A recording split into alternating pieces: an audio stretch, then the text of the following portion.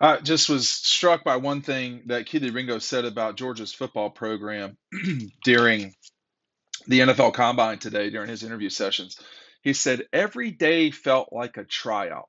And I mean, a lot of y'all know that we did an event with Kelee, which it was awesome. And you know, first of all, just about him, and he's not my friend. I don't know him very well, but very smart. You know, knew what they had in front of them. Very professional, Keely Ringo, and it's not surprising to me that he really thrived in the 2 years that he had at Georgia, and dealing with competition on a daily basis, and everything that went on at Georgia. And his point here, every day felt like a tryout. Keely played a lot of snaps for Georgia. He is most well known for this moment right here. Um, but that was not his only big moment at Georgia. I mean, the Tennessee game in 22, etc. But all the while, um, Keeley was having to, I mean, fight his way onto the field, even though he's a starter. That's what um, that's what it was like for him. I mean, everybody talks about. I remember one of my favorite Georgia stories.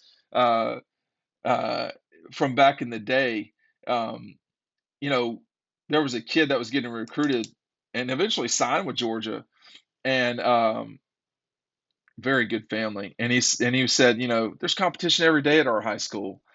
Well, at Georgia, that's really the case. You can see how the program really thrives on that competitive. I don't know about banter, the competitive nature of the program, and the result. I mean, the results speak for themselves, y'all. It's hard to argue with the reality of these moments.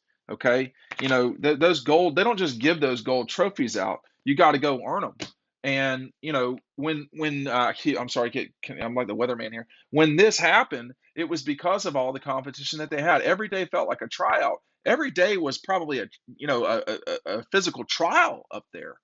You order double dogs today, you get some of the confetti that we collected on the field in Los Angeles. But these guys, and the links down below, these guys, I've seen it. Not just during practice, but on the psychos. So what I do during games, for those of you, there's a lot of new people that watch these videos every single day, and so you wonder why I go so over some of the same stuff sometimes. I'm a photographer on the field. I've covered Georgia for 20 plus years now, and being on the field, you hear things that other people do not hear because you're on the field, and you hear what Kirby's saying to people. Now I don't repeat those things often because just as a person who used to play sports in college, there's some adult language from time to time, and honestly, I just don't feel comfortable saying some of the things. But I remember when Stetson Bennett came in 2019 against, I think it wasn't Arkansas State, but it was one of the early games, and he threw a pick six, and very specifically remember the exact thing that Kirby said to Stetson, and it included some sort of exciting language that I'm not going to repeat.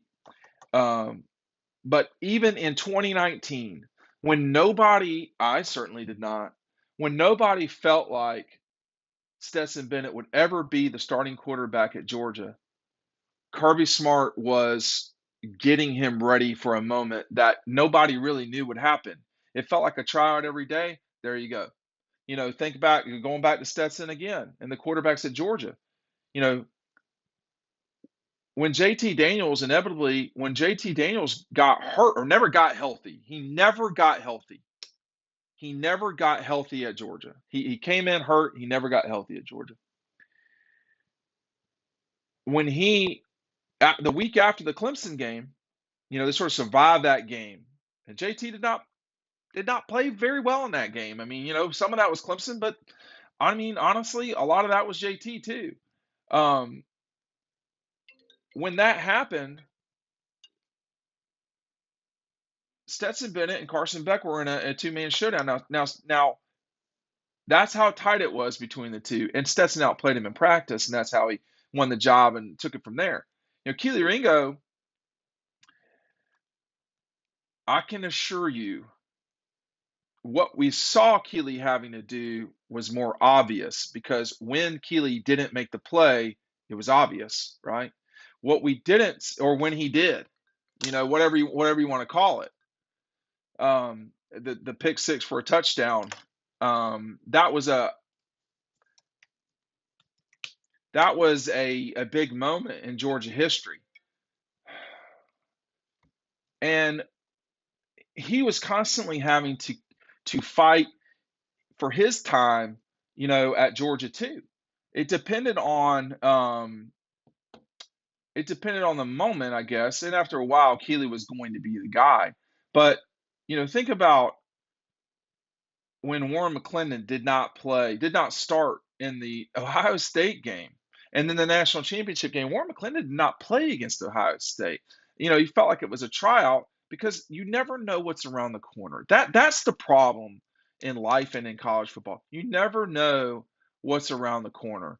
And part of it is, if you're being kept on your toes, then you don't have to get ready if you stay ready. And I think that what Kelee was saying was, hey, listen, I've been through tryouts all the time at Georgia, and there's credibility for that now. We know that Georgia is a very difficult environment to navigate because there are exceptional players. They are coached very hard, and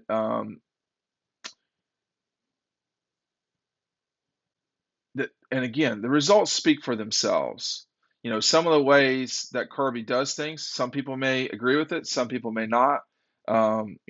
He's certainly got a very secretive program, or at least that's what he tries. It seems like that's what it's trying to be at times, without letting reporters into practice so often.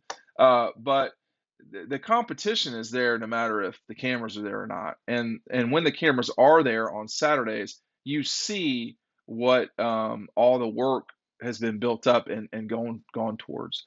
I will not be surprised. I mean, you just look at today with the day that Nolan Smith had specifically. I mean, Nolan's not played football since Jacksonville. I'm pretty certain he got hurt in Jacksonville. He's not played since. So, you're talking about Halloween. And then he just explodes on the scene today. Robert Beal had a good day. Well, why are Georgia players consistently having good days at the combine? Remember last year at the combine, what Trayvon Walker did. They're having good days because they're used to this. They're used to having to fight for their meal, for lack of a better term. They understand what it's like to have to scrape by physically and so forth, and having to do all these things. And I think for me, again, the results speak for themselves. I think that if you are any play, I mean, look, these are two very different images right here. They're both very good images. Don't get me wrong. The result is the same, but think about the journey of these two guys. One guy in this hand was a five-star player, I don't know about can't miss, but a big deal guy. Kelee Ringo was a big deal recruit coming out. Had to fight his way on the field.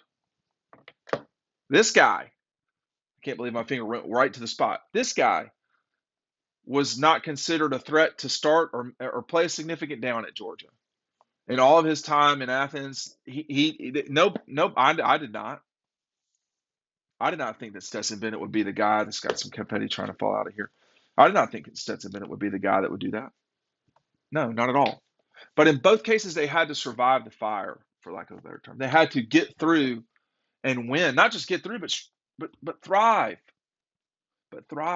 and they did. And I think that's really what Kelee's talking about. At the end of the day, every day felt like a tryout. Well, They tried their way out to two national championships in a row. Something seems to be working.